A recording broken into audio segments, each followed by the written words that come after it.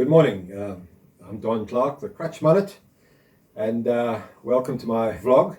Let me start this morning by saying that a wise man once said that diapers and politicians need to be changed regularly, and for the same reason.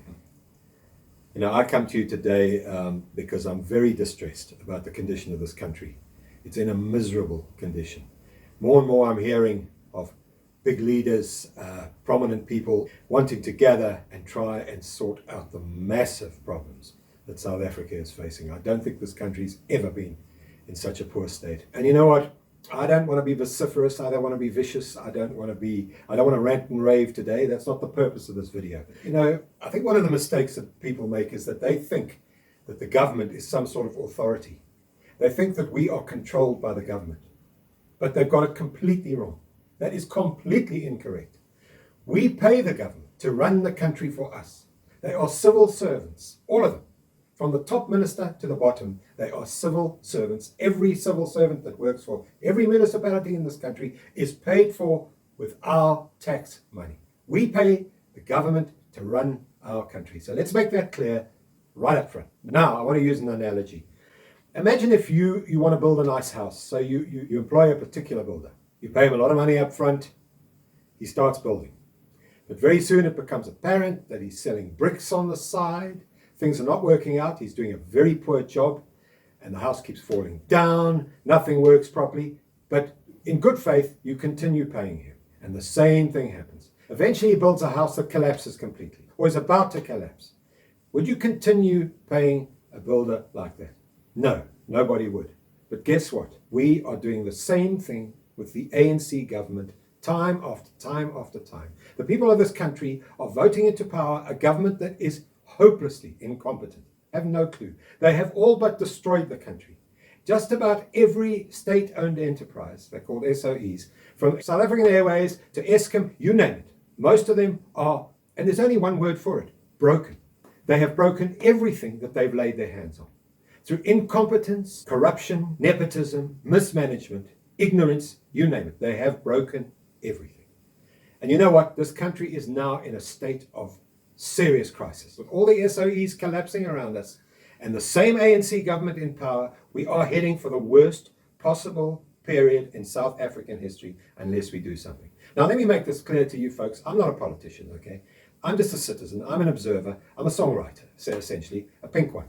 And you know, I don't purport to be an authority on deep politics. No, not at all. But I am a citizen, and I am watching with great dismay. I'm watching with horror what is going on in this country, and I just feel it is time that something is done about it. Now, in my opinion, this seems to be the most obvious solution staring us in the face, and that is fiscal control. The tax base comes from a very small place. Therefore, all the money that is running this country comes from relatively few areas. Very few pay the tax. So now why? Why don't we look at this? Would it not make sense for those very few taxpayers to say, right, sorry, my friend, sorry, Mr. Builder, sorry, Mr. Government, we have paid you in good faith, we have given you the money to run this country, and you have done a hopeless job. So we are going to stop paying you. Now let me tell you here, our government, bleats on about nationalizing the mines, nationalizing the banks, okay? Nationalizing means getting those essential institutions into government hands. Now, can you imagine the mines and the banks in government's hands when you consider what they've done with Eskom? Okay. So I have a suggestion. It might sound like a wingy suggestion, but why don't we, the citizens that are paying the government, why don't we privatize the government? We have the power to privatize the government. And let me tell you what, not every aspect of the government, those that pay the tax should create an organization which is staffed by top lawyers, top accountants, a collection of, doesn't matter what color they are, as long as they are competent, honest, and highly qualified. This organization, call it a company, will have one task and one task only, to take all the taxpayers' money, goes into a central account, and they will administer the fiscus of this country. In other words, why do we not privatize the financial administration of this country? Simple. Okay, you might look at this in another way. You can call it an economic coup if you want. Perhaps it is an economic coup. But quite frankly, I see it as privatizing the most important aspect of government, and that is financial management. to see that the right people are employed, competent, honest people are employed, irrespective of their colour. Because BEE is another thing that is killing this country.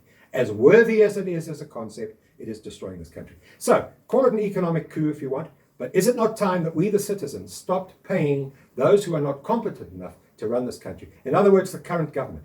And in my opinion, an economic coup, privatising an aspect of government that is actually destroying us, privatise it, get it running smoothly, and then perhaps give it back to the government. Perhaps that's the lesson that our current government needs. Because without it, I have very little hope for the future of this beautiful country. Thank you, people. Stay well. Peace.